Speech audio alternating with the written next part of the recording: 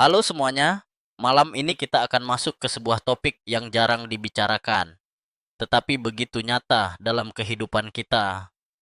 Malam hari selalu punya suasana khusus, tenang, sedikit lengang, seolah-olah dunia memberi kita ruang untuk merenung. Rasanya cocok sekali untuk membicarakan hal-hal yang biasanya kita kesampingkan di siang hari yang sibuk. Dan ya, malam ini saya akan mengajak Anda menapaki perjalanan emosional dan praktis tentang detik-detik terakhir kehidupan di rumah. Kedengarannya berat? Betul. Tapi percayalah, pembicaraan semacam ini bisa menjadi cahaya yang menyelamatkan saat gelap tiba. Banyak orang segera menunduk atau mengganti topik ketika kata kematian muncul. Seakan-akan dengan tidak membicarakannya, kita bisa selamat dari persinggahan terakhir itu. Namun, kenyataannya jelas, Anda mungkin tidak akan bertahan hidup. Ya, kedengarannya lucu dan sarkastis. Tetapi bukankah ini fakta paling demokratis? Semua orang, tanpa kecuali, suatu hari akan menghadapinya. Lalu, mengapa kita tidak belajar sedikit demi sedikit cara menyiapkan hati, keluarga, dan tata cara sederhana supaya saat itu datang? Kita tidak terperangkap kepanikan. Jadi, sebelum Anda merasa nyaman, luangkan waktu untuk menyukai video ini dan berlangganan. Tapi hanya jika Anda benar-benar menyukai apa yang saya lakukan di sini. Saya bukan tipe yang memohon-mohon, Pui, tetapi sejujurnya, algoritma YouTube memang seperti anak kecil yang lapar permen. Semakin sering diberi like, semakin rajin dia mengantarkan konten ini ke layar Anda. Oh ya, jangan lupa tuliskan juga dari mana Anda sedang menonton malam ini dan jam berapa sekarang di tempat Anda. Saya suka membayangkan betapa luasnya kita terhubung. Seseorang bisa menonton dari Jakarta pukul 22 SPI, sementara yang lain dari Surabaya mungkin sudah tengah malam. Atau bahkan ada yang dari desa pegunungan dengan suara jangkrik mengiringi. Sekarang, matikan lampu, mungkin nyalakan kipas untuk suara lembut, dan mari kita mulai perjalanan kita malam ini. Saya ingin memulai kisah ini dengan sebuah gambaran nyata. Bayangkan ruang keluarga kecil dengan lampu redup. Di sofa, ada seorang anak berusia 40 tahun yang gelisah, sementara di tempat tidur sederhana di sudut ruangan, ibunya terbaring. Nafasnya sudah berat, lebih pelan dari biasanya, seperti irama musik yang semakin jarang terdengar ketukannya. Anak ini memegang handuk kecil, tidak tahu lagi apa yang harus diperbuat selain menggenggam tangan yang semakin dingin. Adegan itu pernah saya saksikan, bukan di layar film, tapi di kehidupan nyata, saat saya mendampingi keluarga-keluarga yang menghadapi momen terakhir di rumah. Selama 15 tahun, saya bekerja sebagai konselor di hospice. Saya melihat pola yang sama berulang, kebingungan. Sekuat apapun persiapan keluarga, detik kematian di rumah selalu terasa mengejutkan. Ada keluarga yang sudah menyusun segala dokumen, menghafal nomor telepon rumah sakit, bahkan membicarakan pilihan bunga untuk pemakaman. Namun, saat napas terakhir berbunyi lirih, semua teori menguap. Yang tersisa hanyalah kesunyian panjang, seolah-olah jam di dinding juga berhenti berdetak. Saya masih ingat seorang bapak bernama Pak Hartono yang berkata pelan, "Saya kira saya siap." Ternyata tidak ada kata siap untuk kehilangan. Kata-kata itu melekat di benak saya. Dan dari sanalah saya berproses memahami bahwa sebenarnya pembicaraan seperti ini, meski berat, bukanlah mengundang kematian lebih cepat. Sebaliknya, ini seperti belajar senam sebelum lomba lari. Kita tidak bisa menghindari garis finish, tapi kita bisa mengurangi jatuh bangun menuju ke sana. Nah, sebelum kita melangkah lebih jauh, izinkan saya berbagi satu sisi fakta aneh tentang tradisi kematian di berbagai tempat. Di beberapa desa di Toraja misalnya, pemakaman bisa berlangsung berhari-hari, bahkan beberapa bulan setelah kematian. Bagi mereka, tubuh yang sudah tiada masih diperlakukan seperti orang sakit yang dirawat. sampai waktunya upacara agung tiba. Secara antropologis, ini membuka perdebatan panjang. Apakah kematian itu sebuah momen tunggal atau sebuah proses panjang dengan tahapan sosial dan spiritual? Ini topik yang hingga kini membuat para ahli budaya saling silang pendapat. Di sisi lain, saya juga mendengar kisah seorang anak muda di kota besar yang kaget luar biasa ketika neneknya berpulang di rumah. Bukan hanya sedih, tapi ia juga panik karena tidak tahu harus menutup mata jenazah dengan cara apa. Akhirnya ia hanya menempelkan post-it bertuliskan "Tolong bantuan segera" di pintu apartemen. Kedengarannya aneh, tapi di tengah panik, orang bisa melakukan hal-hal tak terduga. Di titik inilah, saya sering mendorong keluarga untuk berdiskusi lebih awal. Entah dengan orang tua, pasangan, bahkan anak yang sudah dewasa. Percaya, percakapan ini tidak harus formal seperti kontrak bisnis. Kadang cukup berkata santai di meja makan. Kalau nanti ayah ingin di rumah saja, siapa yang siap menemani? Pada mulanya canggung, tapi perlahan percakapan semacam itu menanam benih pemahaman. Dan ketika waktunya tiba, keluarga tidak terlalu terombang-ambing oleh emosi. Saya teringat kisah seorang ibu berusia 70 tahun. Ia dengan tenang menyusun catatan kecil berjudul "Hal-hal sederhana yang kubutuhkan". Dalam catatan itu, ia menulis hal-hal konyol. Jangan pakaikan aku kaos kaki yang bolong. Atau kalau ada waktu, setelkan lagu favoritku sebelum aku pergi. Catatan itu, meski sederhana, kemudian menjadi pedoman penuh kasih bagi anak-anaknya ketika ibu benar-benar meninggal di rumah. Lucu ya. Permintaan yang tampak kecil justru mampu memberi arah saat semua orang gemetar. Disitulah saya ingin mengantar Anda masuk. Malam ini bukan hanya tentang prosedur resmi, tetapi juga tentang menemukan kebijaksanaan kecil yang bisa kita genggam. Kematian memang satu peristiwa, tetapi cara kita menghadapinya adalah sebuah cerita panjang. Sekarang bayangkan Anda duduk diam di ruangan redup, mendengar suara napas yang semakin jarang, ada rasa ingin berteriak, sekaligus rasa ingin berbisik. Saat itu, ketahanan psikologis Anda diuji habis-habisan. Tidak ada buku manual yang bisa secara sempurna membungkus rentetan emosi, panik, takut, sedih, bahkan rasa bersalah karena sempat merasa lega penderitaan orang terkasih berakhir. Ya, lega. Itu perasaan yang sering ditutupi orang, padahal sangat manusiawi. Saya bisa melihat sebagian dari Anda malam ini mengangguk pelan, bahkan mungkin meneteskan air mata. Tidak apa-apa. Ingatlah satu nasihat dari seorang nenek bijak yang pernah saya dampingi. Menangis itu tidak membuatmu lemah. Justru dengan menangis, kau melumasi engsel jiwamu agar tidak patah. Kebijaksanaan usia tua memang selalu penuh kejutan. Kadang terdengar puitis meski diucapkan dengan napas terengah. Ada satu hal lagi yang sering kali membuat saya merenung. Kematian tidak hanya mencabut nyawa, tetapi juga menyingkap karakter setiap anggota keluarga. Ada yang mendadak menjadi pemimpin sigap. Ada pula yang tiba-tiba bungkam, seakan menghilang dari realitas. Semua itu normal, hanya kita jarang mau membicarakannya. Dengan membiasakan berbicara seperti yang kita lakukan malam ini, kita memberi diri kita ruang untuk bersiap tidak hanya logistik, tetapi juga batin. Dan di tengah semua keseriusan ini, izinkan saya sisipkan sedikit humor agar udara ruangan kita tidak terlalu berat.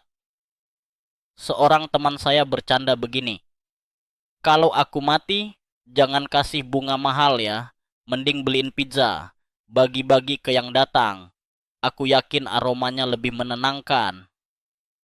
Saya tertawa saat mendengar itu, dan jujur saja, saya pun merasa pizza di ruang duka bisa jadi penghibur unik, selama tidak dipesan dengan topping nanas, karena itu bisa memicu perdebatan berkepanjangan di antara para pelayat.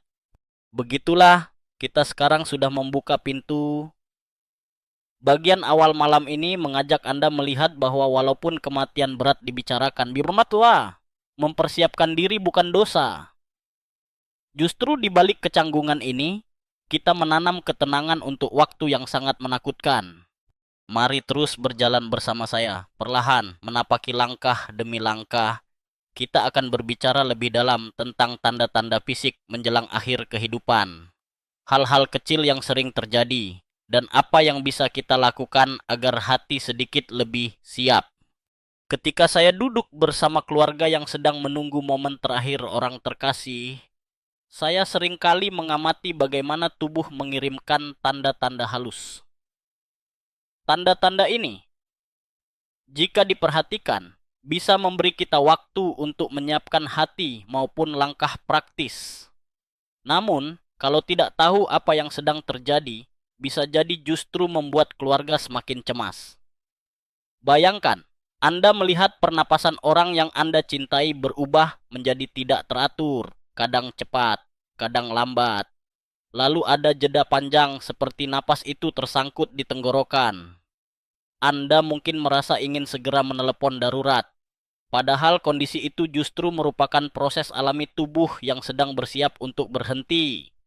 Penjelasan medis sederhana adalah bahwa tubuh menjelang wafat kehilangan koordinasi penuh antara otak dan paru-paru. Karena itu napas terdengar seperti mendengkur atau ada suara gurgling yang sering disebut death rattle. Meski istilah ini kedengarannya menyeramkan, bagi saya justru itu adalah bunyi alamiah. Tubuh terakhir kali berusaha keras menjalankan mesin kehidupannya. Saya pernah menemani seorang putri yang sangat takut mendengar suara itu. Ia mendekat dan berkata, "Apakah Mama sedang kesakitan?" Saya pun menjawab pelan, "Tidak, ini hanya tubuh yang berbicara dengan caranya sendiri." Kadang ia menimbulkan suara seperti itu ketika sudah kelelahan. Penjelasan kecil semacam ini bisa mengubah ketegangan menjadi pemahaman. Selain napas, suhu tubuh juga mulai berubah. Tangan dan kaki orang yang hampir wafat biasanya terasa dingin. Kadang disertai perubahan warna kebiruan.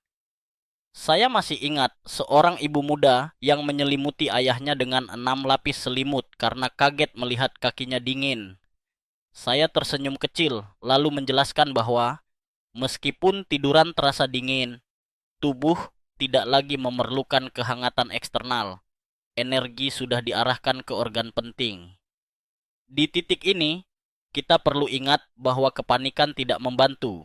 Kelembutan, ya, itu yang justru paling berarti. Di antara tanda-tanda yang paling menyentuh adalah hilangnya kesadaran secara bertahap.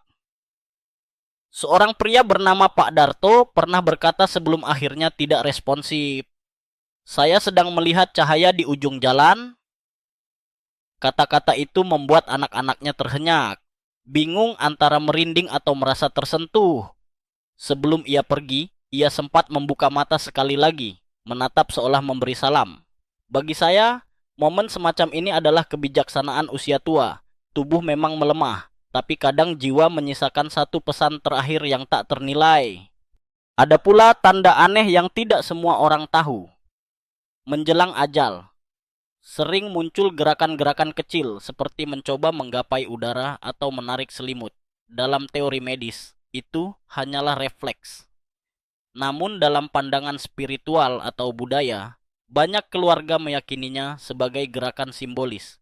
Seolah orang terkasih berusaha berpamitan dengan dunia. Inilah yang memunculkan perdebatan akademis terbuka. Apakah gerakan itu murni biologis atau ada makna transendental di baliknya? Tidak ada jawaban tunggal, tapi percakapan itu selalu memberi ruang refleksi lebih luas bagi keluarga. Pengalaman pribadi saya dengan tanda-tanda ini juga membekas. Suatu kali, seorang anak laki-laki yang sedang mendampingi ayahnya tiba-tiba berkata, "Bu," napasnya terdengar seperti beatbox. Seketika kami semua menoleh dengan tatapan bingung, lalu tertawa kecil di tengah tangis. Lucu memang, di tengah situasi sedih, anak itu menemukan cara humoris untuk mendeskripsikan suara napas yang terputus-putus. Saya belajar malam itu bahwa bahkan lelucon, remeh, bisa memecah kepenatan yang menekan dada. Jadi, jangan kaget kalau saya bilang humor bukan berarti tidak hormat. Justru kadang itu adalah mekanisme keluarga untuk bertahan ketika tidak tahu lagi harus berbuat apa. Kembali pada tanda fisik lainnya, perubahan pada wajah. Mata biasanya tampak lebih cekung, pipi menipis, mulut terbuka tanpa sengaja. Beberapa orang panik dan langsung mencoba menutup mulut si terbaring dengan tangannya. Padahal sebaiknya cukup basahi bibir dengan kain lembab karena sering muncul kekeringan. Satu kisah yang saya ingat datang dari seorang nenek yang merasa malu karena giginya tidak dipasang ketika napas terakhir mendekat. Keluarganya kebingungan. Lalu saya menenangkan dengan berkata, "Tidak usah khawatir. Senyum beliau tetap sama indahnya, tanpa gigi palsu." Kami semua tertawa dalam tangis, dan itu menjadi kenangan yang hangat sekaligus lucu. Menghadapi tanda-tanda ini, sebagian keluarga bereaksi dengan ketakutan berlebihan, seolah-olah setiap perubahan berarti darurat medis. Padahal, untuk kasus alami, terutama mereka yang memang sakit kronis atau sudah dipantau dokter, tanda-tanda ini adalah proses normal. Saya selalu mendorong keluarga untuk mengatur napas mereka sendiri. Pernah saya berkata kepada seorang anak yang gelisah, "Kalau kamu ingin membantu ayah, coba bernapas bersamanya, pelan-pelan. Setiap kali kamu terasa tenang, tubuhnya pun akan merasa didampingi." Dan memang benar, saat si anak mengelus pelan sambil bernapas ritmis, suasana ruang berubah tenang. Sungguh luar biasa bagaimana energi keluarga dapat memengaruhi situasi. Tetapi tidak semua kisah berjalan mulus. Kadang tanda-tanda menjelang mati disalahartikan. Ada keluarga yang ketakutan luar biasa saat tubuh almarhum melepas urin terakhirnya. Padahal itu wajar. Ada pula yang kaget mendengar tulangnya berbunyi atau ototnya berkontraksi walau sedang tidak sadar. Saya memahami keterkejutan itu, karena pengetahuan medis tidak umum dimiliki semua orang. Namun saya belajar untuk perlahan menjelaskan, tubuh memang masih punya refleks akhir, semacam salam perpisahan alami. Di luar sisi medis, saya menekankan bahwa tanda-tanda ini juga memberi kesempatan mengevaluasi perasaan. Pernah saya mendengar seorang ibu berbisik kepada anaknya yang sudah hampir pergi, "Nak, kalau memang sudah saatnya, pergilah. Kami merelakan. Kami tetap mencintaimu." Mungkin tidak banyak yang tahu, tapi seringkali setelah ucapan ikhlas seperti itu, napas terakhir datang lebih cepat dan tenang. Saya tidak bisa menjelaskan secara ilmiah, tetapi saya menyaksikan berulang kali bahwa hati keluarga dapat memberi lampu hijau yang dibutuhkan jiwa seseorang untuk melangkah tenang. Dan tahukah Anda satu informasi sampingan yang aneh? Di beberapa penelitian, ternyata orang yang sekarat kadang mampu menunggu. Maksudnya begini, ada keluarga yang menunggu seharian di samping pasien. Tapi justru ketika mereka ke toilet sebentar, pasien menghembuskan napas terakhir. Ada teori yang menyebut jiwa mor suka berpamitan diam-diam karena mereka tidak ingin membuat keluarga trauma melihat detik itu. Ini tentu masih menjadi perdebatan, kebetulan atau sebuah pilihan batin. Entahlah, tapi anehnya, cerita seperti itu muncul berulang di banyak tempat. Maka, tanda-tanda menjelang kematian bukan hanya bahasa tubuh, melainkan undangan bagi keluarga untuk memahami, menerima, dan hadir sepenuh hati.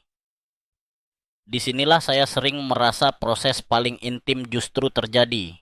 Ruang hening penuh isak, namun juga syarat cinta yang tidak terkatakan. Kalau malam ini Anda merasa berat hati membayangkan semua ini, tarik napas sebentar. Inilah bagian alami dari siklus kehidupan.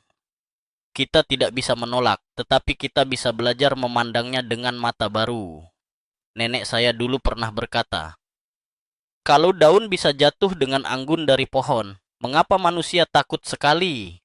Kalimat itu sederhana, tapi mengandung kebijaksanaan yang selalu mengingatkan saya untuk melihat hilangnya kehidupan bukan sebagai musibah penuh kegelapan, melainkan sebagai bab terakhir dari sebuah novel panjang.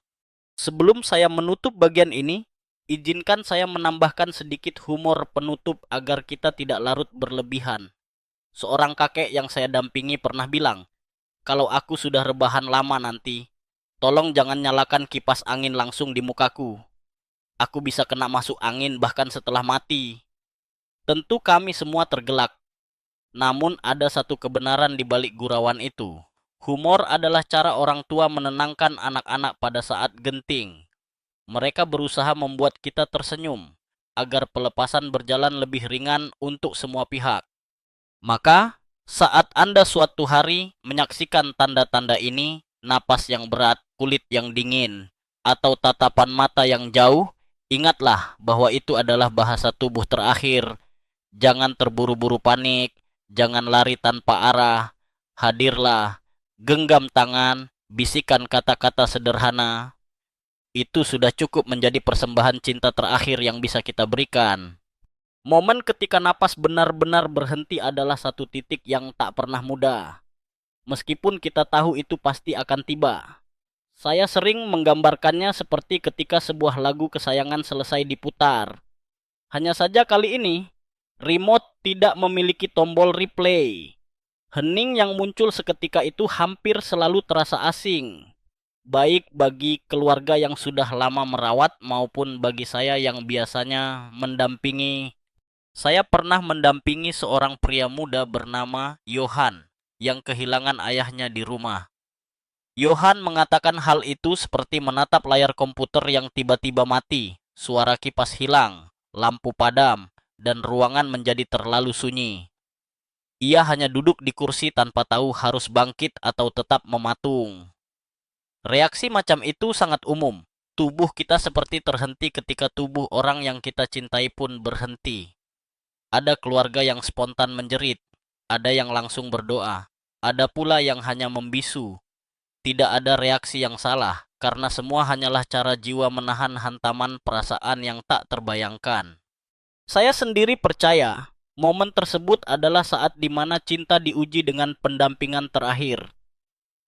Seorang ibu berusia 60 tahun pernah berkata pada saya, "Saat napas anakku berhenti, aku tahu tugasku adalah tetap memeluk tubuhnya seakan ia masih hidup, agar ia pergi dengan perasaan bahwa ia tidak pernah ditinggalkan." Kalimat itu sederhana, namun bagi saya itu adalah kebijaksanaan usia tua, bahwa cinta tidak berakhir ketika napas berakhir. Cinta justru menyelubungi hening yang tertinggal. Namun, mari saya beritahu sebuah fakta sampingan yang kadang membuat keluarga kaget.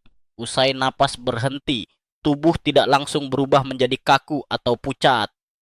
Kadang, masih ada gerakan refleks seperti kedutan atau suara kecil dari kerongkongan. Ada yang mengira itu tanda orang masih hidup, tetapi sebenarnya sistem saraf sedang melontarkan energi terakhirnya. Ada pula keluarga yang terperanjat melihat air mata kecil mengalir setelah kematian. Secara fisiologis, itu hanya cairan sisa yang keluar, tetapi bagi sebagian orang diyakini sebagai tanda kerinduan terakhir.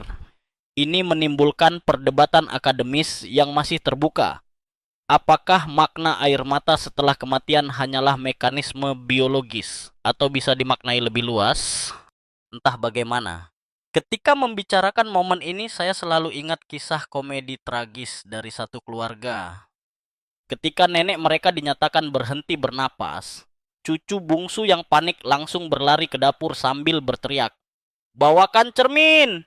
Cepat! Kita tes dengan napas!"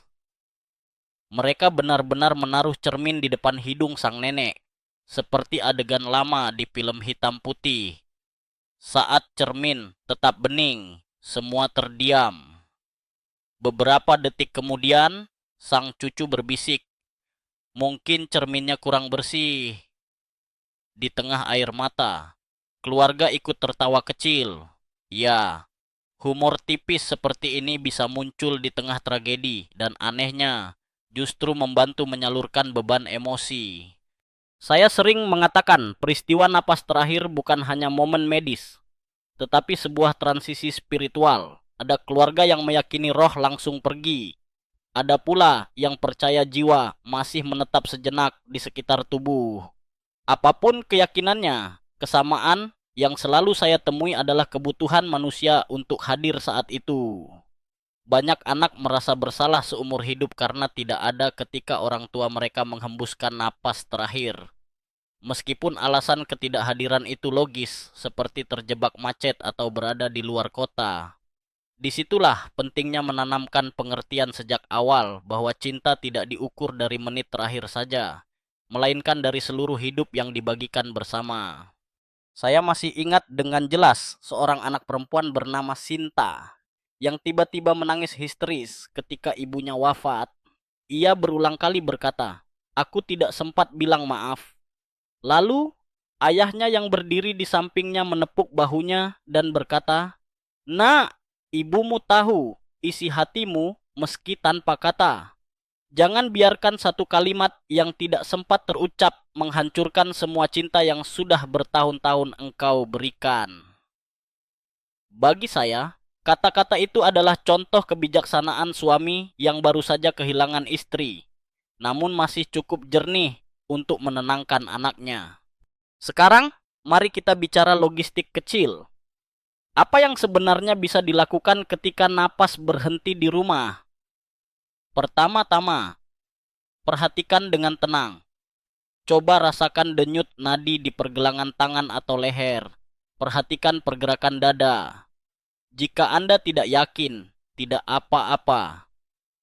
Kewajaran reaksi manusia adalah merasa bingung. Namun begitu Anda menyadarinya, tetaplah di sisi tubuh, jangan buru-buru meninggalkan ruangan atau panik berlari keluar. Hadirlah sebentar dalam kesunyian itu. Saya sendiri punya ritual sederhana, selalu meminta keluarga untuk memegang tangan jenazah sebentar, menutup mata dengan lembut, dan jika memungkinkan memberikan kalimat singkat, "Terima kasih atas hidupmu." Ritual ini bukan aturan resmi, tetapi menurut pengalaman, ia menjadi jembatan emosional yang sangat penting. Anak-anak kecil pun perlu diajak, meski sebentar, sebab jika tidak, mereka akan tumbuh dengan bayangan bahwa kematian adalah sesuatu yang harus dijauhi. Lucunya, suatu kali ada seorang bocah lelaki yang ketika melihat kakeknya wafat, justru berkata dengan polos, "Kakek sudah tidur lama. Boleh saya ambil TV remote sekarang?" Semua orang menatapnya, antara ingin menegur dan ingin tertawa. Keluarga akhirnya memilih tertawa, karena memang anak-anak punya logika sendiri yang kadang menenangkan suasana. Lalu, setelah momen itu lewat, baru keluarga mulai memasuki tahap selanjutnya, menghubungi tenaga medis atau layanan darurat. Tapi perihal itu akan saya bahas setelah ini. Untuk sekarang, marilah kita pahami bahwa momen napas terakhir di rumah bukan hanya titik akhir, tetapi juga gerbang kesadaran baru bagi mereka yang ditinggalkan. Ada keheningan yang begitu pekat, seakan waktu berhenti. Namun di baliknya ada pesan yang sama dari setiap orang yang pernah saya temui. Yang terpenting adalah ada seseorang di sisi ketika semua mesin tubuh berhenti. Dan mungkin disinilah Anda bisa mulai menyiapkan diri, bukan dengan cara yang megah, tetapi dengan komitmen sederhana untuk hadir bagi orang yang dicintai. Sampai nada terakhir kehidupan itu mereda. Setelah detik napas terakhir usai, semua orang di ruangan biasanya terpaku sejenak. Namun tidak lama kemudian muncul sebuah pertanyaan praktis yang penting. Apa langkah pertama yang harus dilakukan? Sebagian besar keluarga terjebak dalam dilema, harus menelepon siapa dulu? Polisi, dokter pribadi, tetangga, atau mungkin malah langsung rumah duka. Di tengah guncangan emosi, kebingungan semacam ini wajar muncul. Tetapi berdasarkan pengalaman bertahun-tahun mendampingi keluarga, Saya selalu menekankan, hubungi layanan darurat atau tenaga medis resmi terlebih dahulu. Mengapa demikian? Karena ada aturan hukum yang berlaku. Seberapa yakin pun Anda bahwa seseorang sudah tiada, pernyataan resmi tetap harus datang dari tenaga medis atau pihak berwenang. Saya masih ingat kasus seorang ibu bernama Bu Ratna. Beliau panik ketika ayahnya wafat di rumah, sehingga tanpa berpikir panjang, beliau langsung telepon rumah duka dan meminta mereka datang menjemput. Akibatnya, ia harus menghadapi tambahan prosedur rumit karena dokter belum sempat memastikan penyebab kematian secara resmi. Saya benar-benar tidak tahu, katanya pada saya dengan wajah penuh sesal. Saya kira cukup memanggil rumah duka. Sejak saat itu, saya semakin menekankan pentingnya urutan langkah. Proses awal umumnya melibatkan panggilan ke 119 atau nomor darurat setempat. Saat menghubungi, sebutkan dengan pelan tetapi jelas, ada anggota keluarga yang sudah tidak bernapas, mohon bantuan untuk pemeriksaan. Jangan lupa sertakan alamat lengkap, lantai, atau petunjuk arah yang memudahkan. Karena pada kondisi panik, orang cenderung berkata dengan terbata-bata, pernah ada keluarga yang meracau. Tolong cepat datang ke rumah saya, tanpa menyebutkan alamat sama sekali. Bayangkan petugas di seberang telepon mencoba menebak-nebak lokasi, seperti sedang main kuis tebak gambar. Petugas medis yang datang biasanya akan memastikan tanda-tanda vital, memastikan tidak ada denyut nadi dan tidak ada respon. Mereka mungkin mengajukan beberapa pertanyaan sederhana. Apakah almarhum punya riwayat penyakit, sedang mengonsumsi obat-obatan tertentu, atau pernah dirawat dokter belakangan ini? Meski situasi terasa genting, percayalah, ini prosedur standar, bukan interogasi kriminal. Jadi jangan terlalu stres. Namun, ada cerita lucu yang saya tidak akan lupakan. Seorang bapak paruh baya saat ditanya oleh para medis tentang riwayat penyakit, menjawab dengan wajah bingung. Riwayat penyakit? Ya jelas sakit parah. Kalau sehat pasti beliau nggak mati, kan? Semua orang yang ada di ruangan tertawa kecil di tengah tangis. Bahkan si perawat pun sempat tersenyum. Kemudian melanjutkan pekerjaannya. Humor tipis tersebut melegakan napas keluarga. Hal-hal konyol semacam itu sering muncul di detik genting. Bisa jadi tanda tubuh manusia berusaha sedikit meringankan beban. Di sisi lain, penting bagi keluarga untuk menyiapkan informasi medis secara rapi. Anda tentu tidak ingin terjebak memutar-mutar laci mencari kertas resep di tengah situasi kritis. Saya pernah menyarankan beberapa keluarga untuk membuat map kesehatan khusus yang berisi dokumen medis, daftar obat, dan nomor telepon dokter. Anehnya, banyak yang baru benar-benar menganggap saran ini serius setelah mereka mengalami satu kejadian kacau. Ada keluarga yang tidak bisa menjawab satupun pertanyaan para medis mengenai obat yang sedang dikonsumsi almarhum. Sampai akhirnya si perawat berkata, "Kalau boleh tahu, di meja makan yang penuh botol vitamin itu, ada satu yang benar-benar obat atau semuanya makanan tambahan saja?" Pertanyaan tersebut cukup membuat seluruh keluarga merasa agak malu. Sesudah petugas memastikan wafat, mereka akan menuliskan laporan singkat dan menyampaikan bahwa untuk melanjutkan prosedur, surat keterangan medis atau kematian perlu segera diurus. Di titik ini, keluarga biasanya bertanya-tanya, apakah kami harus langsung membawa jenazah ke rumah sakit? Jawabannya tergantung kondisi. Jika almarhum sudah lama sakit dan ada dokter yang merawat, kadang dokter keluarga bisa datang langsung atau memberikan rujukan.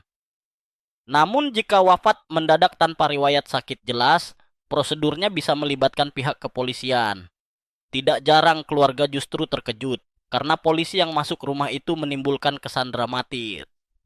Padahal sebenarnya prosedur hukum menuntut begitu. Untuk memastikan tidak ada unsur lain yang terlibat. Nah, perdebatan akademis yang sering muncul adalah soal keseimbangan antara privasi keluarga dengan standar hukum. Haruskah setiap kematian di rumah diperlakukan seperti penyelidikan? Ada yang mengatakan iya, supaya tidak ada perkara pidana yang terlewat. Ada pula pakar yang menilai hal itu menambah beban emosional keluarga di saat mereka sedang rapuh. Saya sendiri melihatnya begini. Memang menyakitkan, tapi prosedur itu demi melindungi semua pihak, termasuk keluarga yang ditinggalkan. Lebih baik bersabar sebentar daripada nanti terjebak persoalan hukum yang panjang. Ada kisah dari seorang anak, Riri, yang ibunya wafat mendadak di ruang tamu. Ketika polisi datang, ia panik dan marah. Kenapa kalian membawa pita garis polisi? Ini rumahku, bukan TKP. Namun setelah dijelaskan dengan lembut bahwa itu hanya prosedur pemeriksaan singkat, Riri bisa sedikit tenang. Kadang drama semacam ini memang tak terhindarkan, tapi kehadiran petugas yang berempati bisa menenangkan situasi. Jika mengingat semua itu, saya selalu menutup sesi konseling dengan satu lelucon kecil. Saat kematian terjadi, jangan bingung menelepon tetangga yang jago gosip. Mereka memang bisa sangat cepat datang, tapi sayangnya tidak bisa bikin surat keterangan medis. Biasanya, keluarga tertawa meski masih dalam kesedihan. Humor tipis itu membantu menempelkan pesan penting. Urutan panggilan pertama bukan gosip, bukan rumah duka, melainkan layanan medis.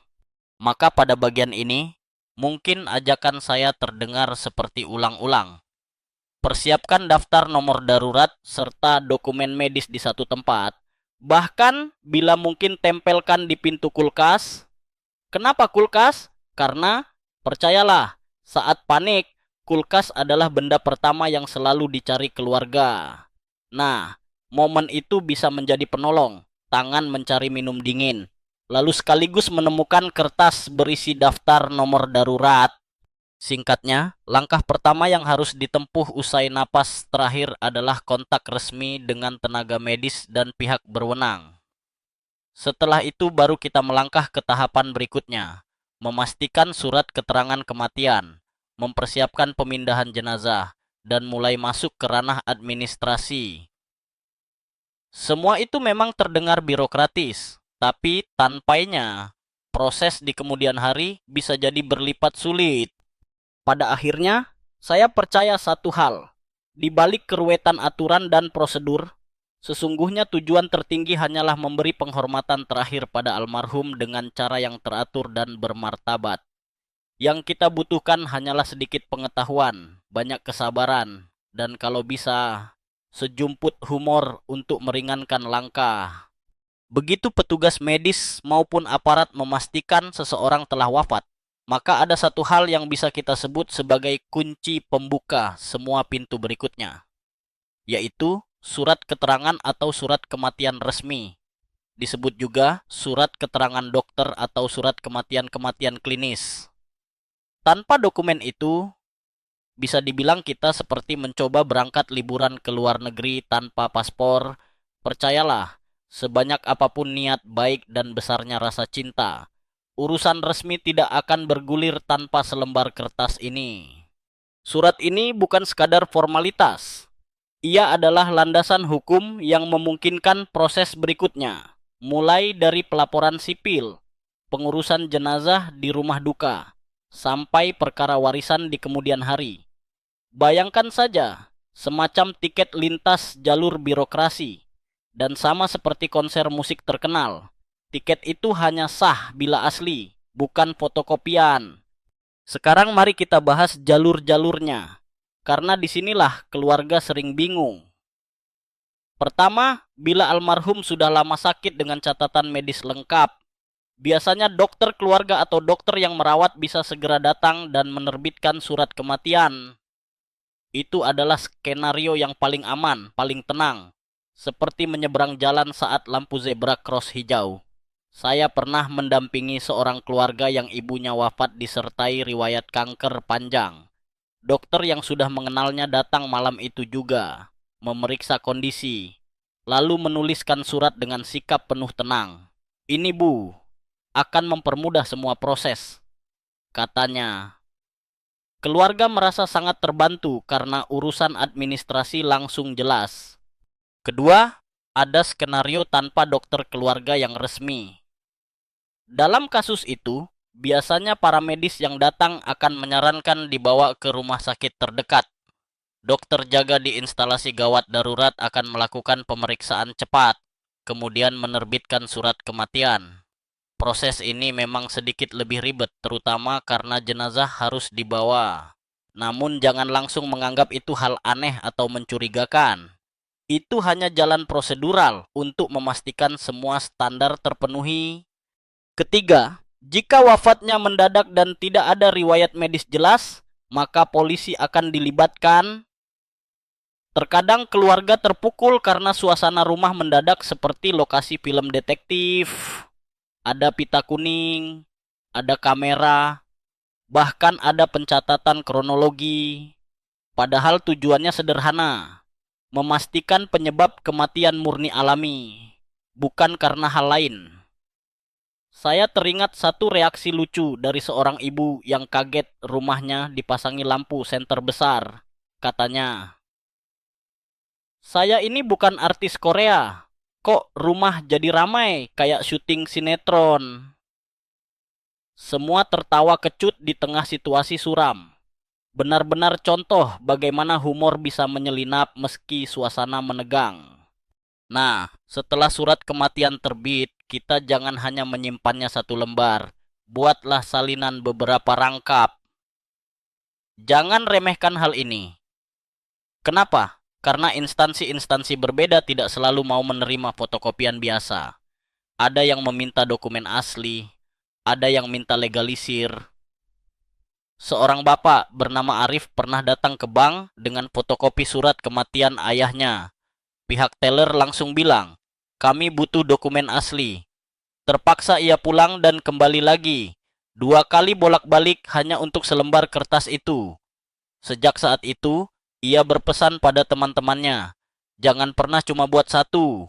Bikin banyak sekaligus." Dalam posisi saya sebagai konselor, saya sering menyarankan, segera siapkan map khusus.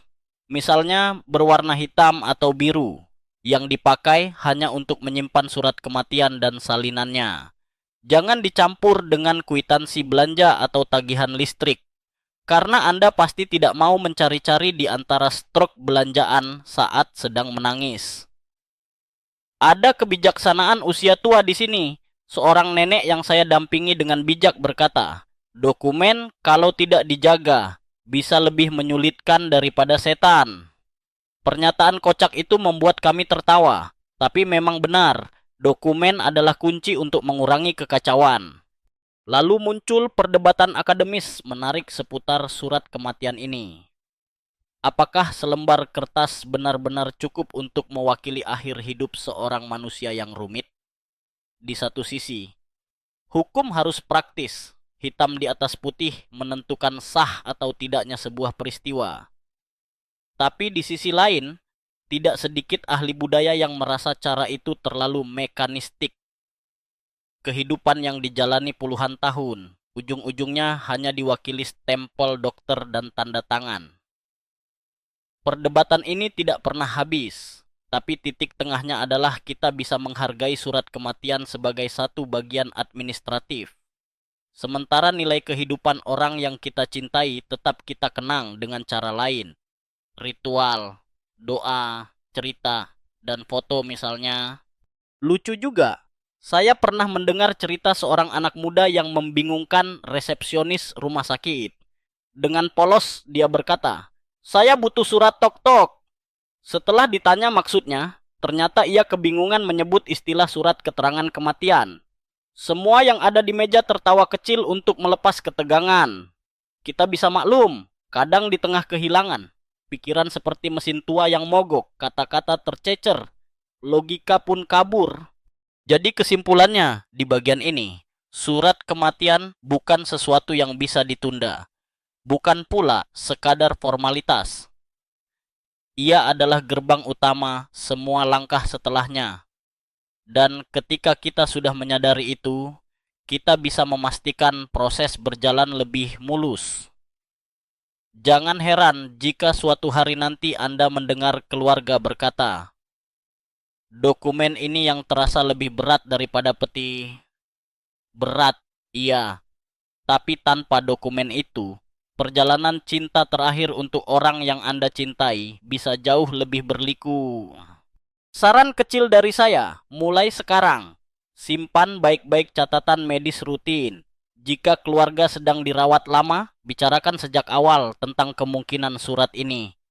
Bukan berarti berharap buruk, tetapi justru tanda cinta agar tidak ada kebingungan saat momen paling rapuh datang. Sesudah surat kematian resmi berada di tangan, satu langkah penting yang sering saya sarankan adalah jangan terburu-buru menghubungi rumah, duka, atau biro jasa transportasi jenazah. Saya tahu, banyak keluarga merasa ingin segera membereskan urusan. Tetapi sebelum itu, beri ruang sejenak untuk berpamitan secara emosional. Sebagian orang mengira bahwa setelah napas berhenti, semua harus berlangsung cepat, seakan-akan tubuh yang ditinggalkan adalah sebuah paket yang mesti segera dikirimkan. Padahal, pengalaman saya menunjukkan waktu singkat yang digunakan untuk memberi jeda pamitan amat berharga. Ada keluarga yang menyalakan lilin kecil di dekat tubuh, ada yang duduk berkeliling sambil berdoa, ada pula yang hanya berdiam diri sambil membelai wajah almarhum. Semua cara itu sama-sama valid. Saya ingat seorang ibu yang berkata lirih kepada putranya yang baru saja meninggal akibat kanker. Kamu boleh pergi, nak, tapi di mataku kamu selalu bayi mungil yang kugendong. Ucapan itu terasa ringan, namun efeknya sangat besar. Seluruh keluarga mendapat persetujuan emosional untuk melepas. Dalam budaya kita, cukup banyak kasus di mana seseorang baru benar-benar tenang setelah mendengar kalimat pelepasan seperti itu. Jadi jangan pernah anggap remeh 1 atau 2 menit percakapan terakhir. Ada juga aspek sederhana, mempersiapkan sesuatu yang dikenakan almarhum. Banyak keluarga terjebak dalam panik, sehingga tidak sempat menyiapkan pakaian favorit atau barang kecil kesukaan. Misalnya sebuah dasi, selendang, bros, atau bahkan parfum yang biasanya dipakai. Padahal benda-benda itu bisa menjadi hadiah kecil terakhir. Saya masih ingat kisah seorang cucu yang menangis karena kakeknya tidak sempat dipakaikan topi. Fedora kesayangan yang selalu ia kenakan saat jalan-jalan sore. Kakek pasti lebih ganteng kalau pakai topi itu waktu terakhir. Katanya, kedengarannya sepele, tetapi kelalaian kecil semacam ini bisa menyisakan penyesalan panjang. Lucunya, pernah ada satu keluarga yang memakaikan piyama tidur lengkap dengan sandal rumah kepada almarhum. Ketika saya tanya mengapa, mereka berkata, ayah selalu bilang, kalau waktuku tiba, biarkan aku tidur nyenyak. Hasilnya, bahkan para tetangga yang datang melihat pun tersenyum terharu, memperlakukan penampilan itu sebagai simbol damai. Kadang humor lembut bisa terselip dalam kesedihan, dan itu tidak apa-apa. Dalam momen ini, kebijaksanaan usia tua biasanya muncul dalam bentuk doa atau syair sederhana. Seorang nenek yang pernah saya temui, sambil menutup mata cucunya yang meninggal, berbisik, semoga mimpimu sekarang panjang, tanpa sakit, tanpa takut. Kata-kata seperti itu tidak hanya menenangkan arwah dalam keyakinan mereka, tapi juga menenangkan jiwa keluarga yang masih hidup.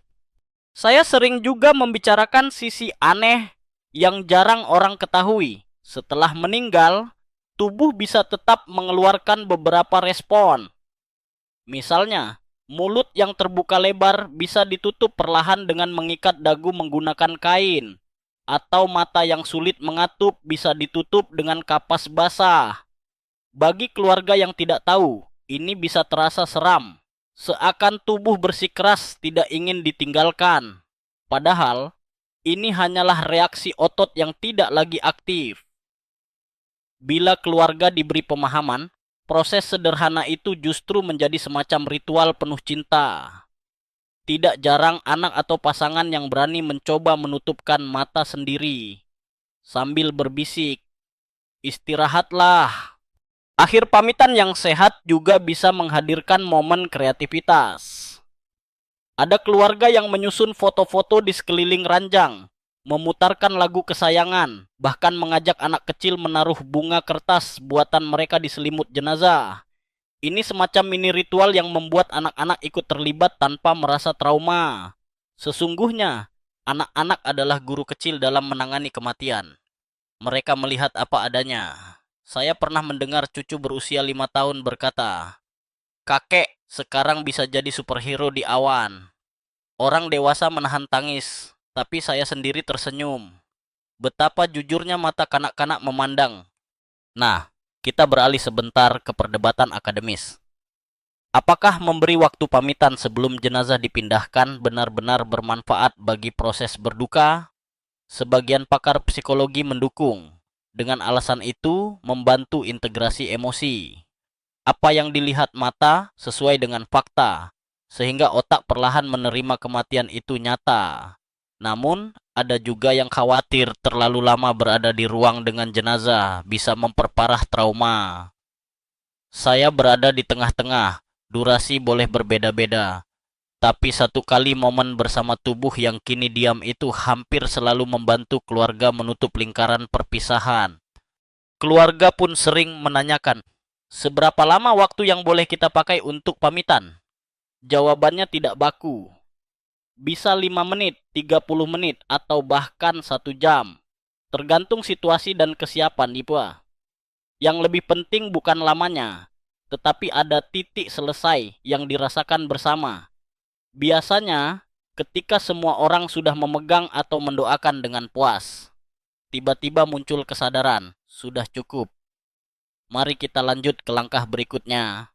Di tengah segala keseriusan ini, saya suka menambahkan humor tipis agar ruangan tidak terlalu berat. Ada satu bapak yang sebelum meninggal berpesan sambil bercanda, "Kalau aku mati, tolong pastikan jangan ada yang memakaikan aku baju warna pink. Nanti aku malu kalau ketemu teman-teman di alam sana." Keluarga yang mendengar tertawa sekaligus meneteskan air mata. Dan ketika akhirnya waktunya tiba, mereka dengan sengaja menaruh sapu tangan pink di saku jas bapak itu. Sambil berkata, "Kita tetap turuti, tapi kasih bonus pink kecil saja ya." Sentuhan konyol itulah yang membuat perpisahan menjadi lebih hangat daripada dingin. Jadi, bagian ini ingin menegaskan, jangan sampai langkah administratif membuat kita lupa dengan langkah emosional. Surat kematian memang penting, tetapi ucapan terakhir, gerakan menutup mata, pilihan baju, atau sekadar genggaman tangan justru yang akan dikenang seumur hidup oleh keluarga. Waktu yang dihabiskan pada fase ini bagaikan jembatan, mengantar kita dari dunia kepergian menuju dunia persiapan. Dan percayalah, ketika semua orang sudah mendapat momen tenang untuk berpamitan, proses pemindahan jenazah ke rumah duka ataupun ke tahap berikutnya akan terasa lebih ringan. Ada jeda yang memberi ruang napas, dan ruang napas itu, ironisnya, hanya muncul setelah napas seseorang berhenti. Setelah keluarga menutup lingkaran emosional, langkah berikutnya adalah menghubungi rumah duka atau lembaga pengelola jenazah. Sejujurnya, tahap ini sering menjadi salah satu momen terberat, bukan karena banyak air mata, tetapi karena masuknya kenyataan dalam format logistik dan biaya. Tiba-tiba saja kita harus bicara soal paket layanan, harga peti, bunga, catering, hingga berapa lama sewa ruang duka. Rasanya seperti sedang memesan paket wisata. Hanya saja destinasi akhirnya bukan Bali, melainkan gerbang kekekalan. Saya masih ingat, seorang ibu pernah berbisik pada saya, "Kenapa pilihan peti jenazah terdengar seperti memilih sofa ruang tamu? Ada ukuran simple, ada premium, ada eksklusif." Kami berdua akhirnya tersenyum getir. Kehidupan memang penuh ironi. Saat hati kita terkoyak, sistem tetap berjalan dengan kalkulasi dan daftar harga. Karena itu, saya selalu menyarankan, jika memungkinkan, jangan biarkan satu orang membawa beban keputusan sendirian. Ada baiknya 2 atau 3 anggota keluarga berdiskusi cepat supaya keputusan lebih seimbang. Karena dalam keadaan emosional, orang bisa dengan gampang tergoda memilih sesuatu hanya karena takut dianggap tidak menghormati almarhum. Mari kita uraikan langkah-langkahnya. Umumnya rumah duka menyediakan staf yang sigap bekerja 24 jam. Telepon mereka, sebutkan nama almarhum, usia, alamat lengkap, serta waktu perkiraan meninggal. Jangan lupa ditambahkan, apakah keluarga menginginkan kehadiran rohaniwan tertentu atau ada kebutuhan agama khusus. Saya pernah mendengar cerita seorang keluarga yang lupa menyebutkan bahwa mereka membutuhkan imam untuk doa awal. Akibatnya, staf rumah duka datang lengkap dengan peralatan, tapi tidak ada rohaniwan yang langsung siap. Keluarga jadi terombang-ambing padahal yang mereka inginkan hanya doa singkat sebagai pembuka.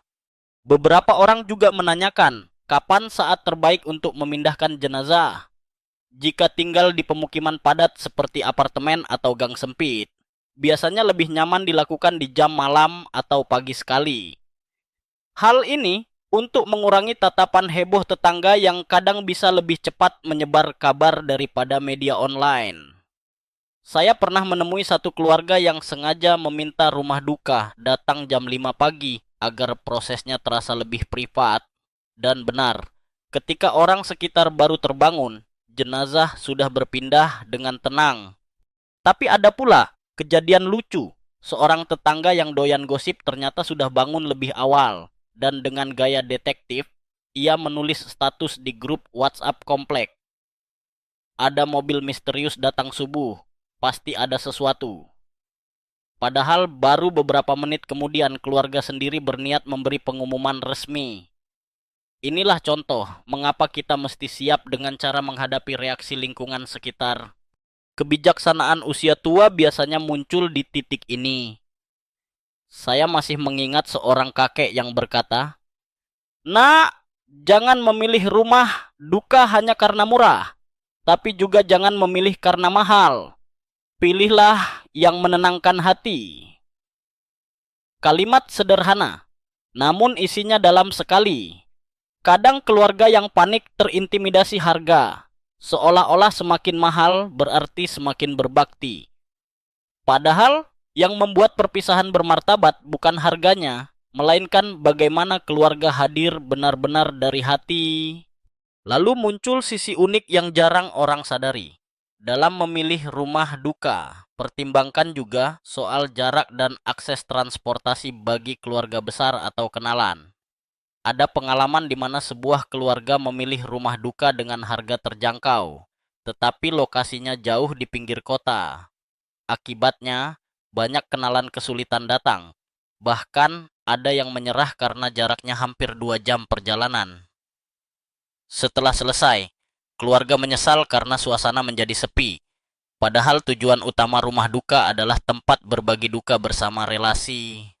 Perdebatan akademis juga sering muncul. Apakah rumah duka masih relevan dalam budaya modern ketika banyak keluarga lebih memilih kremasi langsung dan upacara sederhana? Beberapa ahli menyebut rumah duka adalah tradisi sosial penting, berfungsi sebagai ruang transisi antara kehidupan dan kematian. Sementara pandangan lain menganggap biaya rumah duka terlalu besar, dan kedekatan emosional bisa dibangun juga di rumah atau tempat ibadah kecil. Diskusi ini masih panas di banyak forum, dan jawabannya sering kembali ke konteks budaya dan kebutuhan keluarga masing-masing. Kalau ditanya pengalaman paling kocak saya dalam menghubungi rumah duka, mungkin adalah saat seorang anak menelepon dan langsung berkata, "Halo, saya mau booking kamar 1 malam."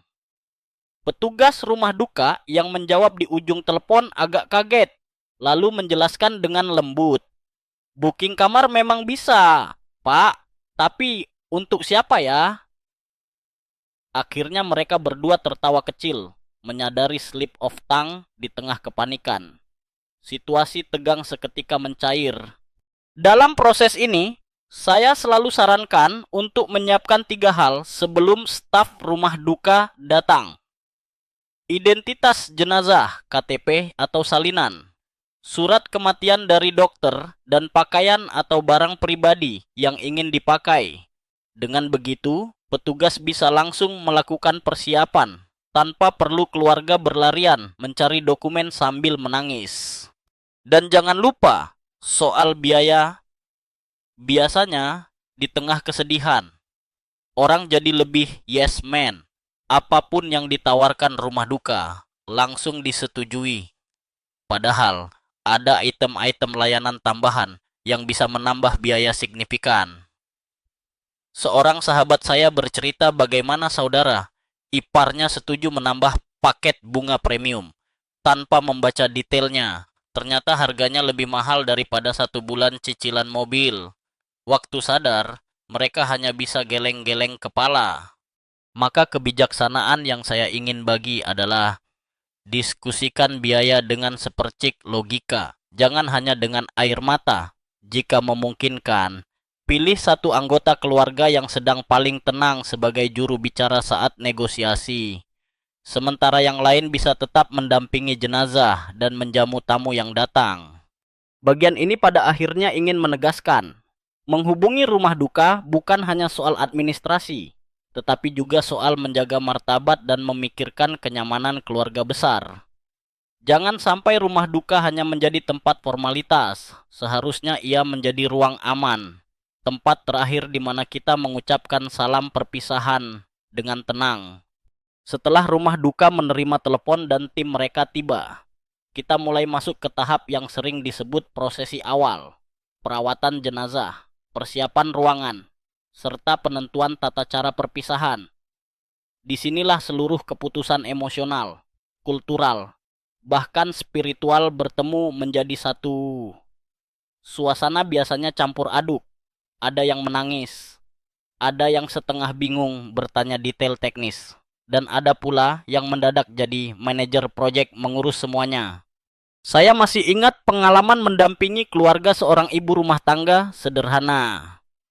Ketika jenazah mulai dipindahkan ke ruang perawatan di rumah duka, anak-anaknya saling berdebat apakah mereka perlu menghadirkan pendeta atau cukup doa keluarga saja. Pertanyaan semacam ini sangat sering terjadi, Bata. Bahkan kadang memunculkan perdebatan di ruang duka. Satu pihak ingin menghormati kepercayaan almarhum. Pihak lain ingin menyesuaikan dengan situasi praktis atau finansial. Dari sini saya belajar bahwa perbedaan pandangan bisa muncul. Bahkan di momen berduka. Kuncinya, ingat kembali ucapan almarhum semasa hidup. Biasanya disitulah jalan tengah bisa ditemukan. Prosesi pertama adalah pemandian atau perawatan tubuh, yang dalam istilah klasik disebut memandikan jenazah. Staf rumah duka biasanya memiliki tata cara khusus. Tubuh dibersihkan dengan air hangat, rambut disisir, kuku dipotong, kadang diberi sedikit riasan agar tampak damai. Proses ini bisa memakan waktu 2 jam lebih. Beberapa keluarga memilih ikut hadir, memegang tangan, atau sekadar menatap dari jauh. Seorang teman pernah bercerita bagaimana kehadirannya di ruangan itu menjadi titik balik. Saya selalu takut melihat mayat, katanya. Tetapi saat itu justru muncul perasaan dekat sekali, seperti mencuci sisa kenangan yang harus dilepaskan dengan penuh sayang. Ada pula kebiasaan unik memilih pakaian terakhir. Kalau di film-film kita sering melihat jas hitam atau gaun putih, dalam praktik nyata, pilihan bisa sangat bervariasi. Ada yang memilih baju sederhana yang dulu jadi favorit. Ada juga keluarga yang sengaja membeli pakaian baru. Seorang ibu bahkan bersikeras memakaikan piyama lucu bergambar kartun pada putrinya yang meninggal. Dengan alasan anak itu dulu selalu mengatakan, "Kalau aku mati, jangan biarkan aku formal. Aku ingin tidur nyenyak." Keluarga akhirnya setuju.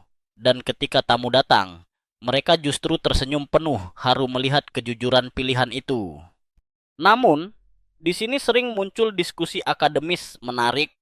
Sebagian pakar budaya berpendapat bahwa perawatan jenazah adalah ritual transisi simbolik yang membuat manusia meyakinkan diri bahwa kehidupan sudah berpindah ke bab lain. Di sisi lain, Ada yang menilai proses ini hanyalah tindakan higienis. Jadi, apakah pemandian jenazah adalah tindakan spiritual, sosial, atau sekadar sanitasi? Jawabannya bergantung pada sudut pandang. Tapi bagi keluarga, biasanya semua sudut itu bergabung jadi satu, sebuah bentuk cinta. Sesudah tubuh dirawat, jenazah dipindahkan ke peti, lalu ditempatkan di ruang duka. Di sini, atmosfer mendadak berbeda. Petugas akan menyiapkan meja kecil untuk foto almarhum, vas bunga, kitab suci, atau benda-benda kenangan. Disinilah dekorasi berperan besar, Gi. Saya pernah menemui keluarga yang memilih memajang gitar kesayangan almarhum di samping peti. Setiap tamu yang datang tersenyum dan berkata, "Itu betul sekali mewakili dirinya." Kehadiran benda pribadi justru membuat kesedihan terasa lebih manusiawi. Lalu ada pula keluarga yang merancang ruang duka layaknya pameran seni kecil. Seorang bapak yang mencintai seni lukis dipajang dengan karya-karyanya menggantung di sekeliling ruangan. Hasilnya, ruang itu dipenuhi kesedihan sekaligus kekaguman. Setiap orang mengenang bukan hanya wafatnya, melainkan seluruh passion hidupnya. Kadang momen terakhir ini seperti galeri cinta. Tentu saja, persoalan biaya juga ikut menyelinap. Ada paket bunga standar, ada paket bunga loks dengan harga yang bisa bikin kaget. Seorang sahabat saya pernah menyesali bahwa mereka terburu-buru menyetujui dekorasi dengan bunga eksotis. Akhirnya biaya tambahan cukup besar, tetapi ia kemudian menenangkan diri dengan berkata, "Setidaknya selama 2 hari itu, ruangan terlihat begitu indah, seperti surga kecil." Bagi mereka, keindahan membawa ketenangan. Di sisi lain, muncul momen humor tipis yang saya tidak bisa lupakan. Dalam sebuah upacara, pengeras suara rusak sehingga lagu pengiring justru berbunyi cepat seperti kaset diputar dalam mode fast forward. Semua tamu menahan tawa, lalu akhirnya justru ramai tertawa sambil menangis. Aneh memang, tapi justru itulah, kadang tragedi dan komedi berjalan beriringan. Dalam tahap ini juga, keluarga memutuskan seberapa lama acara duka akan berlangsung. Biasanya antara 1 hingga 3 hari, tapi bisa juga lebih lama. Faktor yang dipertimbangkan adalah ketersediaan keluarga jauh, kondisi ekonomi, dan stamina keluarga inti. Jangan remehkan stamina, jaga kesehatan tengah malam di rumah duka sama pentingnya dengan menyambut tamu. Kebijaksanaan usia tua kembali muncul dalam sosok seorang nenek yang saya kenal. Beliau berkata, "Tidak penting seberapa ramai tamu datang. Yang penting kita benar-benar hadir dengan hati." Meski hanya segelintir orang, kalimat itu membungkam rasa minder keluarga yang khawatir ruang duka mereka sepi. Satu aspek menarik lain, peran anak-anak muda. Dalam beberapa keluarga, mereka justru menjadi penghibur. Seorang remaja memainkan gitar pelan ketika tamu masuk. Suasana ruangan seketika terasa teduh. Sementara cucu kecil berlari-lari tanpa beban, memberi energi yang anehnya menyelamatkan seluruh suasana. Kadang rasa polos, anak-anak membuat kita menyadari. Hidup tidak berhenti di satu titik duka, melainkan selalu bergerak ke depan. Maka, tahap prosesi rumah duka bukan sekadar aspek teknis. Ia adalah ruang pencampuran, formalitas, estetika, spiritualitas, dan bahkan humor. Semua berlapis jadi satu. Dan bila keluarga dapat menutup hati mereka dengan lapang, ruang ini bisa tampil bukan hanya sebagai ruang tangis, melainkan ruang perayaan kehidupan. Ya, sebuah perayaan walau dalam derai air mata. Setelah prosesi perawatan dan penataan ruang duka berjalan, tahap berikut yang biasanya menjadi sorotan keluarga adalah memilih metode pemakaman atau kremasi. Inilah keputusan yang penuh simbolis sekaligus sangat praktis. Mengapa? Karena ia mengandung nilai kebudayaan, keyakinan, bahkan kondisi ekonomi keluarga. Saya sering menyebutnya sebagai pilihan jalan pulang untuk orang yang kita cinta. Mari kita mulai dari pemakaman tradisional atau penguburan. Ini adalah metode yang paling lama dikenal masyarakat kita. Tubuh dimasukkan ke dalam peti, lalu dibawa ke tanah lapang, kubur keluarga, pemakaman umum, atau bahkan pekarangan rumah di beberapa daerah pedalaman yang masih memegang tradisi lama. Kenangan paling kuat saya muncul ketika mendampingi sebuah keluarga di Jawa Tengah. Mereka ingin meletakkan almarhum di samping makam istri yang sudah lebih dulu pergi. Namun barulah disadari bahwa lahan tanah terlalu sempit. Akhirnya mereka harus bernegosiasi dengan pihak pengelola untuk membongkar sebagian batas makam lama. Peristiwa itu menunjukkan betapa bahkan cinta yang nyata pun harus bertemu dengan realitas administrasi tanah. Ada sisi aneh yang jarang diungkap. Pemakaman ternyata memiliki aturan jarak antar liang. Secara teknis, hukum dan tata kota mensyaratkan minimal sekian senti jarak. Saya pernah melihat keluarga kaget karena tidak bisa meletakkan satu liang di samping persis mertua. Hanya karena standar ukuran tersebut, giba. Mereka sempat bercanda getir. Benar, bahkan setelah mati pun kita bisa terpisah pagar kecil. Meski terdengar lucu, candaan itu sebenarnya menyelamatkan situasi dari pertengkaran yang hampir terjadi antar keluarga. Sekarang kita beralih ke kremasi. Dalam 20 tahun terakhir, tren kremasi meningkat drastis di Indonesia, terutama di kota-kota besar. Faktor utama adalah keterbatasan lahan dan praktisnya prosedur. Secara teknis, kremasi memang terasa sederhana. Tubuh dimasukkan ke ruang pembakaran khusus. Lalu beberapa jam kemudian tinggal abu dan tulang yang dilanjutkan proses penghancuran hingga menjadi butiran halus. Namun, simboliknya jauh lebih kompleks. Ada yang melihat kremasi sebagai kembali ke unsur api, ada yang menganggapnya sebagai jalan menuju kebebasan roh. Saya ingat seorang bapak yang setiap kali mendengar kata kremasi selalu berkata, "Jangan kremasi saya, nanti saya seperti ayam bakar."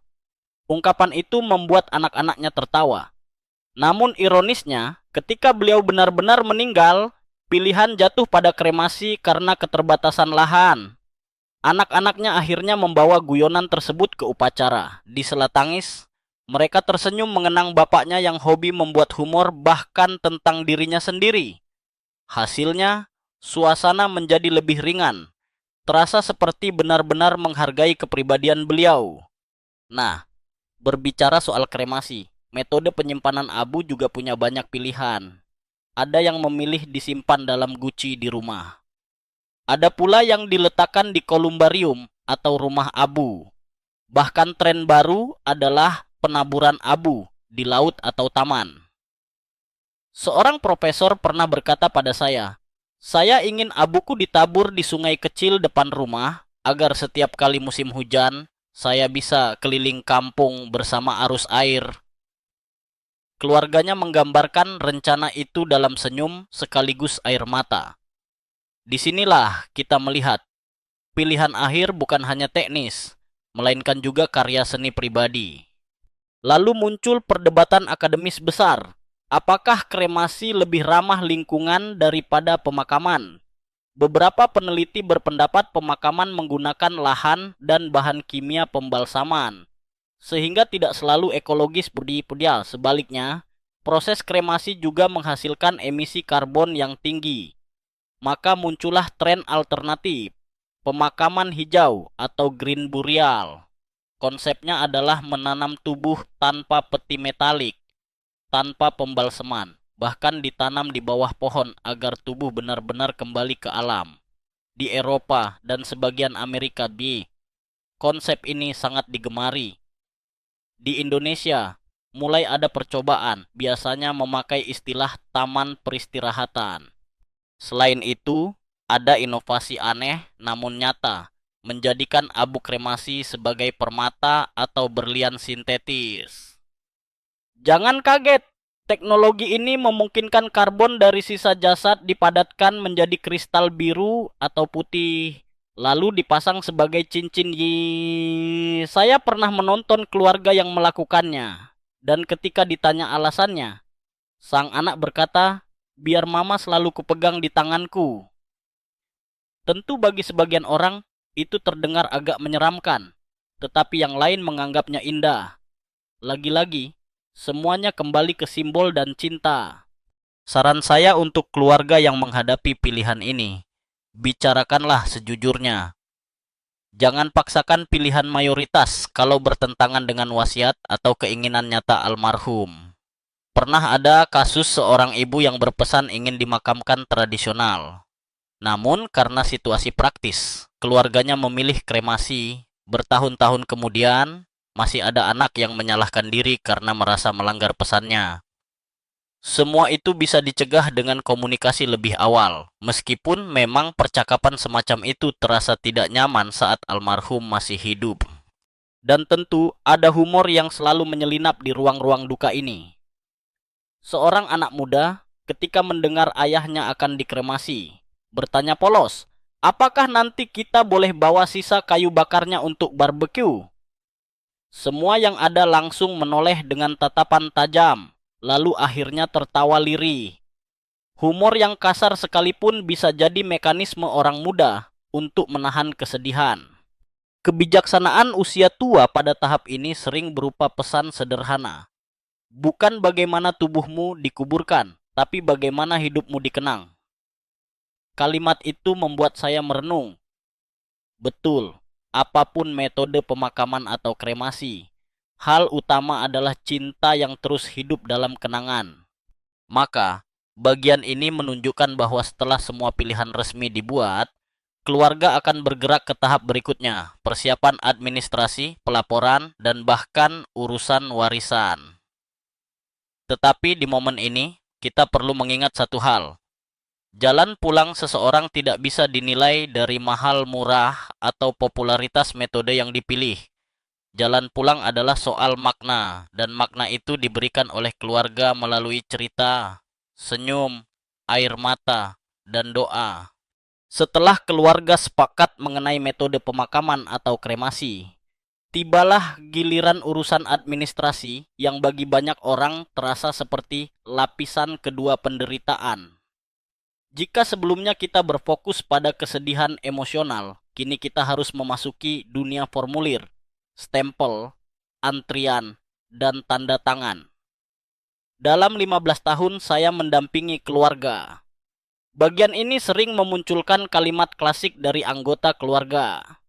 "Kenapa orang baru meninggal, kita langsung dipaksa jadi tukang administrasi?"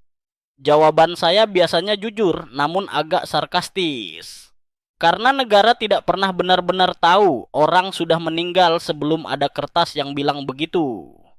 Langkah pertama administrasi adalah laporan kematian ke negara. Di Indonesia, ini dikenal sebagai laporan kematian surat kematian sipil yang harus didaftarkan di Disdukcapil atau kantor kelurahan desa. Batas waktunya 30 hari. Jika terlewat, ada sanksi administratif berupa denda atau proses pengajuan tambahan. Bayangkan seperti kita lupa bayar tagihan listrik, tetapi kali ini konsekuensinya berhubungan dengan legalitas semua urusan almarhum. Jadi jangan sampai terlewat. Dokumen yang perlu disiapkan biasanya termasuk surat keterangan kematian dari dokter asli, KTP dan KK almarhum, serta identitas pelapor. Kadang petugas meminta tambahan seperti fotokopi buku nikah kalau almarhum sudah menikah. Seorang bapak pernah mengeluh pada saya, "Kenapa harus bawa buku nikah? Wong istrinya juga sudah almarhumah." Jawaban petugas sederhana, untuk memastikan status hukum jelas. Kadang memang birokrasi kita terasa seperti puzzle, tapi tanpa menyusunnya dengan benar, pintu tidak akan terbuka. Selain pelaporan ke negara, ada juga urusan menghentikan berbagai hak dan kewajiban almarhum, seperti BPJS, Taspen, atau pajak kendaraan. Saya ingat seorang ibu yang bingung karena setiap bulan masih ada SMS notifikasi pembayaran listrik atas nama suaminya yang sudah meninggal. Itu membuatnya menangis setiap kali membuka pesan. Setelah dicek, ternyata auto debit belum dihentikan. Pesan moralnya, Jangan lupa mengurus penghentian otomatis semacam ini. Bukan hanya soal uang, tetapi juga aspek psikologis. Masalah lain, urusan bank. Untuk mencairkan tabungan atau deposito, pihak bank selalu meminta surat kematian asli. Bahkan ada bank yang mewajibkan surat kuasa ahli waris atau akta waris. Banyak keluarga kaget mendengar istilah akta waris. Padahal itu dokumen resmi dari pengadilan atau notaris yang menentukan siapa sah sebagai penerima warisan. Tanpa akta ini, rekening bisa membeku bertahun-tahun. Satu keluarga pernah bercerita bahwa mereka butuh waktu hampir 3 tahun hanya untuk mencairkan deposito Rp 50 juta.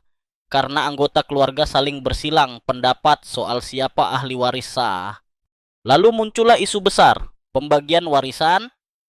Secara hukum, warisan harus mengikuti undang-undang, atau jika ada, mengikuti isi wasiat almarhum. Masalahnya, banyak orang Indonesia yang enggan membuat wasiat resmi karena dianggap pamali atau mengundang maut. Akibatnya, setelah meninggal, keluarga seringkali bertengkar. Saya pernah menyaksikan saudara kandung yang tidak bertegur sapa bertahun-tahun hanya karena berebut sebidang tanah warisan. Semua bermula dari administrasi yang tidak jelas. Disinilah kebijaksanaan usia tua menjadi pelajaran. Ada seorang bapak bijak yang di usia 70-an sudah mengundang anak-anaknya, lalu berkata, "Ini tanah buat si sulung, ini rumah buat si bungsu, tabungan dibagi rata, jangan ada yang berkecil hati. Lebih baik kalian marah sekarang di hadapanku daripada marah saat aku sudah jadi abu." Kata-katanya kasar, namun penuh logika. Dengan begitu, ketika ia meninggal, anak-anaknya relatif tenang. Tentu kita tidak bisa menutup mata. Selalu ada perdebatan akademis soal konsep waris. Apakah hukum harus mengikuti aturan agama, hukum adat, atau hukum negara? Ada yang bilang ini ranah yang tidak bisa disatukan karena setiap keluarga punya kepercayaan masing-masing. Atau kita bisa memandangnya dari sisi lain, sebenarnya ketiganya punya tujuan sama, yaitu menciptakan keadilan dan menghindari konflik. Sayangnya, interpretasi berbeda-beda bisa memicu perselisihan. Sisi aneh dalam urusan administrasi pun kerap muncul. Ada kisah bank yang menolak pencairan tabungan hanya karena tanda tangan ahli waris sedikit berbeda dengan KTP. Bayangkan, semua anak sudah berkumpul dengan 1000 emosi, lalu birokrasi gagal hanya karena goresan tanda tangan. Seorang anggota keluarga sambil menahan tangis berkata, "Seharusnya kita belajar kaligrafi sejak kecil, biar tanda tangan stabil." Semua akhirnya tertawa getir.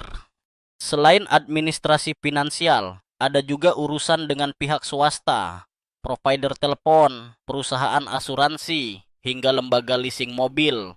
Jangan lupa, kontrak-kontrak ini tidak otomatis berhenti hanya karena pemilik meninggal. Ada kewajiban memberhentikan dengan dokumen surat kematian. Saya mendampingi seorang janda yang hampir kehilangan rumahnya karena lupa menghentikan cicilan kredit atas nama suami. Padahal ia sudah membayar, tetapi karena rekening otomatis ditutup, bank menganggapnya menunggak. Sungguh ironi, orang sudah meninggal, tapi surat peringatan cicilan masih datang tiap bulan. Di balik semua keruwetan ini, saya suka menyelipkan humor untuk melegakan keluarga. Saya pernah berkata, kadang saya sampai berpikir, kalau malaikat pencabut nyawa punya partner di dunia, sepertinya partnernya adalah notaris. Semua orang tertawa pahit. Betul, karena setelah malaikat selesai, notarislah yang akan sibuk mengatur sisa harta. Sebagai konselor, saran saya sederhana. Sebelum masuk ke tahap ini, pilih satu anggota keluarga yang paling tenang untuk menjadi koordinator dokumen. Dia yang akan pegang map biru berisi semua dokumen penting. Surat kematian asli, salinan, KTP, KK, buku tabungan, surat tanah. Dengan begitu, semua urusan lebih lancar. Jangan biarkan dokumen tercecer ke 7 saudara berbeda. Hasilnya sama saja, bingung tak berujung. Jadi, meskipun urusan administrasi dan warisan terdengar dingin, jangan lupa Ini juga bagian dari cara kita menghormati orang yang sudah pergi. Kalau urusan legal beres, keluarga bisa benar-benar fokus pada proses berduka, bukan terus terjebak di urusan tanda tangan. Setelah semua prosedur administratif dan warisan dicatat serta diselesaikan, kita tiba di babak yang paling panjang, perjalanan berduka dan belajar kembali menjalani hidup sehari-hari. Saya selalu mengatakan kepada keluarga, upacara pemakaman mungkin hanya berlangsung beberapa hari, tetapi upacara duka di dalam hati bisa berlangsung berbulan-bulan, bahkan bertahun-tahun. Banyak orang membayangkan duka sebagai garis lurus, dari sedih sekali, lalu berangsur tenang, sampai akhirnya bisa menerima. Tapi kenyataannya, duka lebih seperti roller coaster. Kadang kita merasa sudah kuat, lalu pada hari tertentu tiba-tiba runtuh lagi. Seorang ibu yang saya dampingi pernah berkata, "Mipui, aku sudah merasa tegar setelah 2 minggu. Tapi ketika melihat sandal suamiku masih di depan pintu, semua kesedihan kembali menyerbu. Itu normal sekali. Memori visual sekecil sandal bisa memicu reaksi besar." Ada juga bentuk duka yang lebih halus, kehilangan konsentrasi, sulit tidur, atau tiba-tiba menjadi mudah tersinggung. Orang sering mengira itu masalah pribadi, padahal sebenarnya bagian dari proses berduka. Tubuh mengingat kehilangan, bukan hanya hati. Maka saya sering menyarankan, jangan abaikan perawatan tubuh. Tidur cukup, makan teratur, dan jalan kaki sebentar tiap pagi bisa jadi langkah kecil untuk menyeimbangkan emosi. Di tengah gelombang duka, dukungan sosial sangat krusial. Keluarga besar, sahabat, atau tetangga yang sekadar mengirim pesan singkat bisa memberi rasa hangat. Saya masih ingat seorang janda yang berkata, ucapan tetanggaku, "Aku akan menaruh sop panas di terasmu. Ambil saja kapan perlu." Jauh lebih menolong daripada ribuan kata basa-basi. Dukungan kecil justru sering memberi pengaruh besar. Namun ada perdebatan akademis menarik yang juga perlu kita sadari. Sebaiknya orang dibiarkan berduka dalam kesendirian atau harus didorong untuk segera kembali ke aktivitas sosial. Ada pakar psikologi yang yakin isolasi memperlama trauma. Ada pula yang berpendapat bahwa setiap orang punya tempo unik dalam berduka, sehingga tidak bisa dipaksa kembali cepat. Saya secara personal condong ke tengah, penting untuk menghormati tempo seseorang. Tapi juga jangan membiarkan ia terkunci terlalu lama dalam kesepian. Dalam perjalanan berduka ini, kebijaksanaan usia tua sering terlihat paling jernih. Seorang kakek pernah menasihati cucunya yang kehilangan suami. "Nak, jangan kau usir air mata dari rumahmu. Biarkan ia datang sesuka hati, tapi jangan biarkan ia tidur di kasurmu terlalu lama." Kalimat sederhana itu seperti mantra, mengajarkan bahwa tangisan perlu, tapi juga ada batas sehat. Ada juga sisi-sisi aneh atau tidak terduga yang muncul saat berduka. Saya pernah menemui seorang pria yang kehilangan istrinya. Lalu setiap malam duduk di garasi mobil selama berjam-jam hanya untuk mencium aroma parfum di kursi. Orang luar mungkin menyebutnya aneh, tetapi baginya itu cara bertahan hidup. Ada pula seorang ibu yang setiap pagi tetap menyiapkan secangkir kopi untuk suaminya yang sudah pergi. Ketika ditanya kenapa, ia berkata, "Karena aku masih ingin merasa ia ada." Perilaku ini dalam psikologi disebut continuing bond, ikatan yang terus hidup meski orangnya sudah tiada. Hal ini bukanlah kegilaan, melainkan cara alamiah untuk memelihara kelekatan hingga perlahan bisa dilepaskan. Humor pun masih bisa hadir, bahkan di tengah tangisan. Seorang cucu pernah bertanya polos di hari ke-7 setelah kakeknya meninggal, "Apakah sekarang kakek sudah kerja di surga?" Keluarga yang awalnya terdiam akhirnya tertawa, membayangkan kakek buka warung kopi kecil di langit. Humor polos anak-anak seperti inilah yang sering menyembuhkan luka di hati orang dewasa. Proses berduka juga seringkali berhubungan dengan hari-hari khusus, ulang tahun, peringatan pernikahan, atau hari raya. Hari-hari itu bisa menjadi pisau bermata dua, membangkitkan kesedihan sekaligus memberi jalan untuk peringatan penuh cinta. Saya pernah menyarankan sebuah keluarga untuk membuat ritual sederhana setiap ulang tahun almarhum, menyalakan lilin di meja makan dan masing-masing menceritakan satu kenangan indah. Ritual itu bukan sekadar seremoni, melainkan terapi yang mengubah tanggal kelahiran menjadi momen refleksi, bukan hanya tangisan. Pada akhirnya, proses ini membawa kita menuju pemahaman baru. Seseorang yang sudah tiada memang tidak lagi hadir secara fisik, tetapi kehidupannya tetap bergaung dalam diri kita. Seorang guru tua saya berkata, ketika orang yang kau cintai meninggal, mereka pindah rumah dari dunia luar ke dalam hatimu. Kalimat itu sederhana, tetapi benar adanya. Kita memelihara mereka bukan di album foto, melainkan dalam cara kita hidup tiap hari. Maka, pelajaran terbesar dari semua perjalanan ini adalah kehilangan tidak bisa dihapus, tetapi bisa diintegrasikan. Kita belajar berjalan sambil membawa kenangan, bukan sambil menyeret luka. Kita belajar tertawa lagi tanpa merasa bersalah. Kita belajar mencintai orang lain tanpa takut bahwa cinta itu akan berubah jadi duka. Dan bagi beberapa keluarga yang saya dampingi, pengalaman kehilangan justru melahirkan semacam solidaritas baru. Ada anak yang jadi lebih dekat dengan ayah. Ada kakak beradik yang akhirnya mengubur konflik lama setelah kehilangan ibu. Sepertinya benar ungkapan bahwa kematian punya dua wajah. Menghancurkan sekaligus merajut kembali apa yang tercerai-berai. Sebelum saya benar-benar menutup seluruh rangkaian cerita ini, izinkan saya memberikan penutup panjang yang lembut. Sekarang, setelah seluruh perjalanan kita lalui, dari napas terakhir, prosedur medis, surat kematian, rumah duka, pemakaman, administrasi, hingga perjalanannya dalam hati, saya mengajak Anda menarik napas sekali lagi. Malam ini, kita bukan sekadar berbicara soal kematian, tetapi soal bagaimana manusia tetap bisa menciptakan makna bahkan di detik tergelap. Ingatlah bahwa tidak ada keluarga yang benar-benar siap. Sekalipun mereka telah mengulang-ulang rencana berkali-kali, namun pengetahuan sederhana sudah cukup menjadi lentera di tengah panik.